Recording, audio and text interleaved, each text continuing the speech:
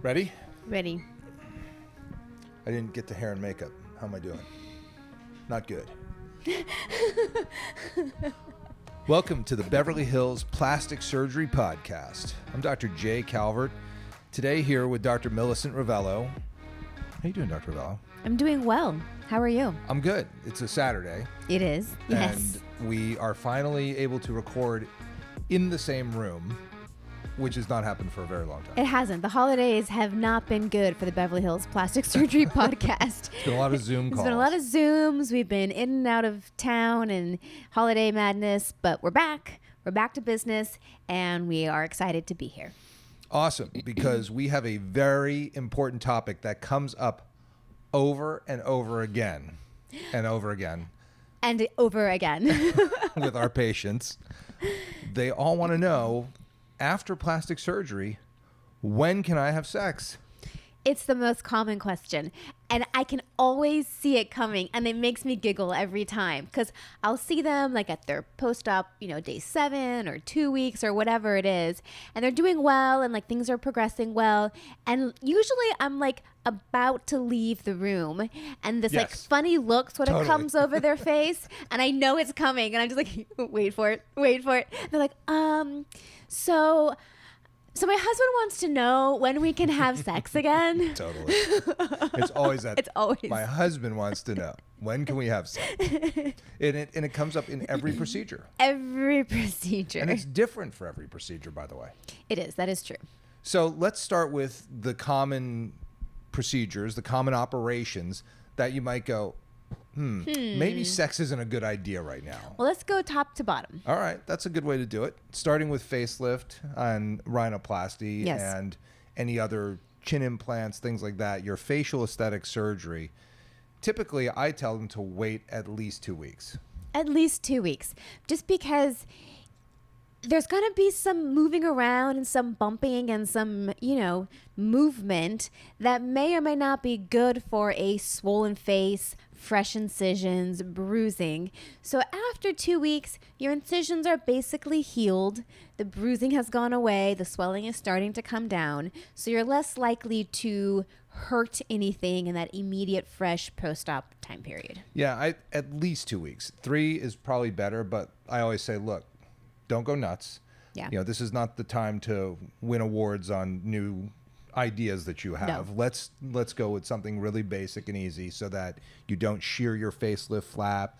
You don't cause because your nose will bleed. You can bleed 2 to 3 weeks after surgery, after a rhinoplasty, for sure. For sure. Well, another thing too is you don't want to bump your nose because you could definitely break it in a way that it's not supposed to be broken because those bones haven't healed in place yet. So nothing where you could potentially break your nose. So no positions that could put your nose in danger. Yeah, do not try anything fancy. Yeah. The after plastic surgery, you want stuff to heal. But we also get you want to have sex. We get it. We get it. But this is probably one of those procedures out of all of them that we do. And if we're going to get really specific into the types of sex you can have, I would say maybe don't perform oral sex if you've just had a nose job, because that's going to be a lot of stuff banging around your nose. Oh, man, for sure. So if you want us to get really specific about what you can and can't do, don't do that. Exactly. Yeah, you got to be careful. You want to protect your operation. So that, and I do say that. I say, look, you got to just use common sense and don't do anything that's going to jeopardize your operation. We understand that sex is normal and natural, and we get it. But at the same time, please protect your operation. Please be careful. And then that brings us to the breasts. And this is the hardest one, I think, because people get really, really, really excited about their new breasts. And from a recovery standpoint, it's usually not that bad. A day or two of pain, and after, a couple days, certainly by a week, from a pain standpoint, you're feeling okay. And people, again, are really excited about trying out these new breasts. I have a little story about that. I got the phone call after doing a breast augmentation at about 2 a.m. that there was a problem. And the problem was, well, doctor, the problem is that we were having sex and all of a sudden one of the breasts that you just did today started blowing up like a balloon. I was like, where in the post-op instructions did it say to road test the breast augmentation the night of surgery? No, nowhere. No, No, it did not say not that. a good idea. So anyway, they came in, drained the hematoma. I was like, dude, take it easy. I understand you paid for these and you're excited, but like, they need Take to it easy. heal. They need to heal. And there may be some consent issues because she's still under the effects of anesthesia. That's so true. She is not in a position to make good judgments. Yeah, she's like got 6 Percocet in her. Like, no, this is not the time for this. Back off, buddy. So yeah, in terms of road testing the breast implants, I'm sort of 3 weeks is great. Sometimes I know it happens at 2 weeks though. I can tell. And for sure it happens at 2 weeks. Yeah, I like no know. doubt it happens at 2 weeks. 1 week for sure. 2 weeks if you are taking it light. 3 weeks would be ideal. And the way I sort of explain it to my patients is that I think of it as a light physical activity. So at the same time where I tell you, yes, you can now maybe start doing some incline walking on the treadmill or some light elliptical work. Right. That's when you can start having sex. So think about it in the same way. Something that's going to be a little bit cardio, but nothing too intense. So when you're ready for that, then you're ready for that light sex. Yeah, I think that's the key. I mean, by 6 weeks, you can kind of go gangbusters. 6 and weeks, it's okay. you're fine. Like, Yeah. do your thing. Right, but you got to let it You heal. got to let it heal. And then that brings us to the tummy tuck. I want to back up for 1 second Oh, before sure. we do the Sure, tummy sure, sure, tuck, sure. because I have a little story about a buccal fat excision that I did. Oh, okay. We're back to the top. Okay. Because you would think with 2 big wounds in your mouth, Mm-hmm. they're not that big. They're about 1 centimeter. So a buccal fat excision, which is a great operation, go in through the gums at the bite line, take out the buccal fat pads on each side, and you put some stitches in there, right? But it needs to heal. Yes. So I had a bleeding episode 5 days after surgery from oral sex after a buccal fat excision. And I was just like, but didn't you think like that's going to hurt or that it might disrupt the sutures or No. no. They're just like, well, you know, I felt okay. She felt good. And what could go wrong? Bleeding like all Oh. get out. Like, it's just terrible. That's not sexy. So yeah, so we cauterized it, put some stitches back in, and I said, look, you have to like back off. You, like, think of something else. Other things that There's you other, can do. like, do something else. Yes. Let this heal. Yeah, Please just let it keep heal. objects away from the inside of your mouth. Thank you. Now we can go to the abdominoplasty. Okay, now back to the Because this one's a abdominoplasty. little tricky. This one's for sure out of all of them the one where it's probably going to take the longest because certainly that first week, you know, you're already going to be in a weird positional issues because I'm sure we all do. you We have to tell our stay patients flexed. to walk bent over. When you're sleeping in bed, you have to be in a beach chair reclined position. And it hurts. We do a lot of work on the stomach muscles. Your core is a lot totally of tight. liposuction everywhere. So there is a lot of stuff that's happening in the core of your abdomen. And you're just not going to feel up to it for, I would say, a couple of weeks. Like you as the patient are not going to feel up to it for a couple of weeks. Now, I could be wrong. There may be some people out there that are up for it a lot earlier.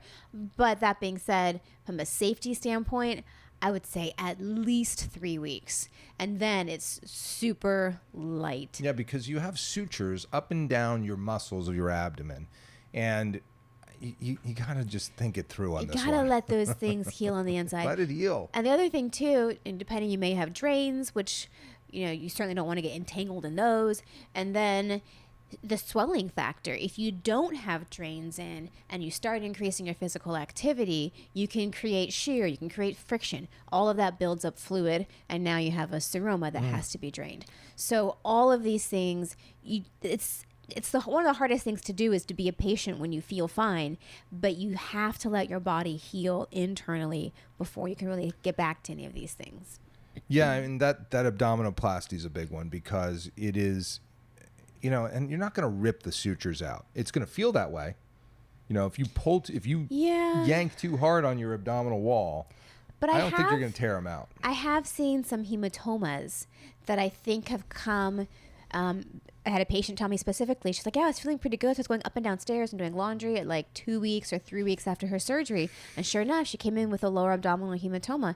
And we put interrupted sutures when we do those muscle plications. And so if one of those muscle plication sutures tears, it's going to create bleeding in the muscle. Yep. So you could have some delayed bleeding. Yeah, I mean, those things do happen because it's usually when you've overdone it. Yeah. You've exerted yourself, and sex is definitely an overexertion in the first 2 to 3 weeks with an abdominoplasty. For sure. I would give that one at least 3 weeks. And then, the other thing too is, like we said, there's different things you can do.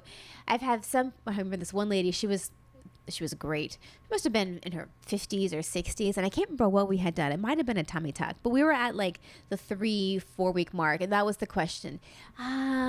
So when can I have sex? And I was like, well, it's still kind of early. Like, you just got to be really careful. Take it light. She's like, what if I'm just by myself? I'm like, go to town.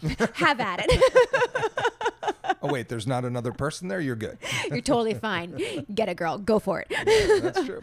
So there are things you can do. You can be a sure. recipient of oral sex at probably an earlier stage, but anything that requires you to be physically engaged, you have to be a little bit more careful with. Yeah, think it through. Be smart. With general liposuction too, that's sort of one where it's like that 2 to 3 week mark. Yeah. If you're having lipo, that's less of a concern in terms of again, nothing in the first week for any of these operations. It's just you gotta back off for a minute, like give it a rest. Give it a rest. Keep it in your pants. 2 weeks for lipo is probably fine because you'll be in a garment, you'll have some swelling, it's fine.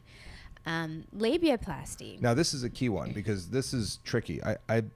What do you recommend? I want to hear your thoughts on that. So my general across the board recommendations for labiaplasty is 5 to 6 weeks of no vaginal insertion.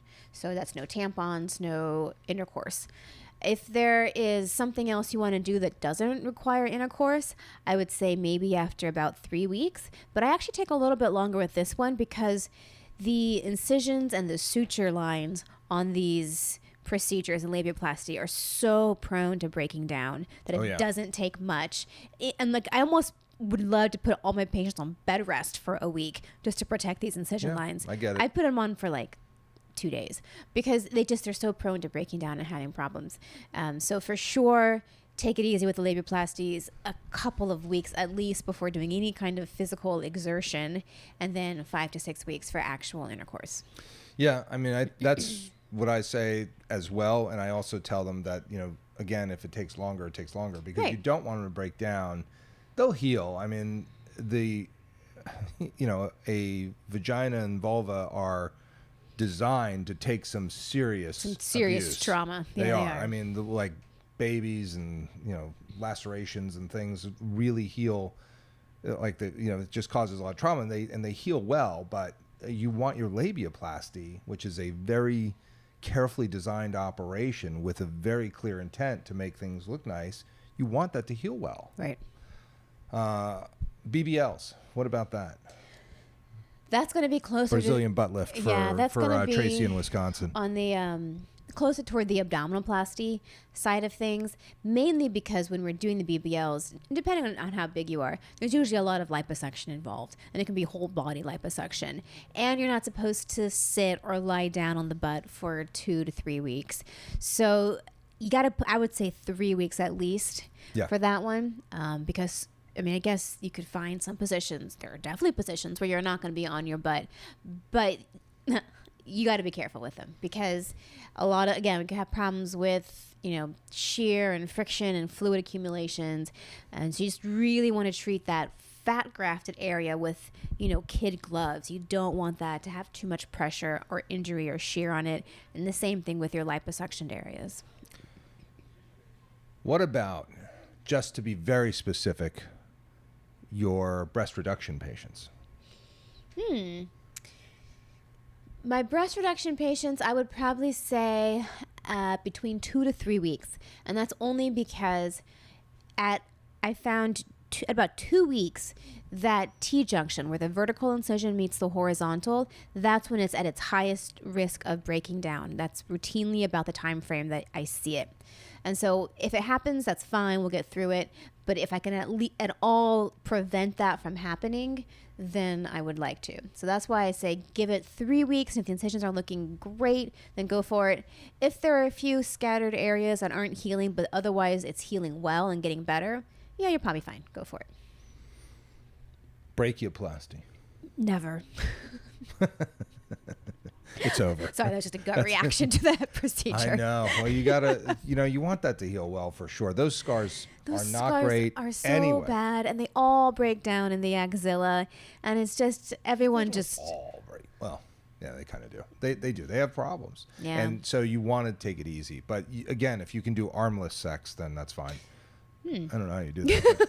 But I'm just saying, like, you can figure something out. Because what you don't want is you don't want to stress the incisions. That's the whole point of these operations. Like, plastic surgery is designed to make things look nice. So if you want it to look nice, it's got to heal well. It's got to heal. And if you beat on it and you stretch it and pull it, it's going to not heal great. It's not going to. Yeah, those brachioplasty incisions are very prone to breakdown, especially the larger the arm is to start out with, and if there's been a lot of liposuction at the same time and a lot of skin removed. Yep. I mean, those incisions they are so fragile. I think the blood supply, for whatever reason, is just really tenuous after those surgeries. So yeah, that's also on at least the 3-week spectrum. I got another one on the long term, and it's an operation that I will not perform anymore. Medial thigh lift. So when do you, since I don't do this operation, like your medial thigh lift patients to resume sexual intercourse? So medial thigh lifts in my population tend to be big incisions. Those are incisions that go down the entire inner thigh to the knee and then into the groin crease on both sides. So those really, really, really, really need to heal. Similar to brachioplasty, very prone to breakdown. And so I would put that more on the order of 4 to 5 weeks for those for sure. It has to be. Yeah. I mean, you have stitches to the fascia. You've got all this. You don't want to like tear that stuff because I find, and like I said, I don't do this anymore. So just for those of you listening who are like, maybe someday I'm going to have Dr. Calvert do my medial thigh lift. Nope. How about no? I find that the incisions drift. Yeah. They drift south no matter what you do, and no matter how hard you try. And the scars aren't great to begin with. So if you really wail on it too early, it's not good. Yeah, you don't want to put a lot of stress on those things. They need to heal. And if you can think about, obviously the logistics of sex, you're going to be putting strain and stretch on those incisions specifically. For sure. And so you can't do that. They really need to be healed and out of the window of dehissing. Earlobe repair. No, just kidding. No, I think same day. I think those are the same. You're cool on You're that fine. One. But that's it. I think those are sort of the big categories of operations that people need to know about, because we do get asked all the time. The patients all want to know, when do I get back into it? Hopefully this has been a good guide for you. If we didn't mention your procedure specifically, extrapolate from what we've recommended. In general, it's 3 weeks, except for some of the more complex core operations, which should be longer. But certainly do ask your surgeon, because maybe there is Definitely. something different about your surgery and they know that this is going to need maybe a little bit longer to heal. So don't be afraid or embarrassed to ask your surgeon. Like we said, we get that question all the time. We expect it. So it's not an issue. And you do want to be, because there can be modifications that are specific to your surgeon's approach to this that may cause it to be longer or whatever, but you definitely want to get the exact instructions from your surgeon. That's it. Well, and there you have it. So this is the Beverly Hills Plastic Surgery Podcast, coming to you from the 90210. Like literally from the 90210. It's right out there. And you can see it now. Again, it's pretty. It's got the cumulus cloud.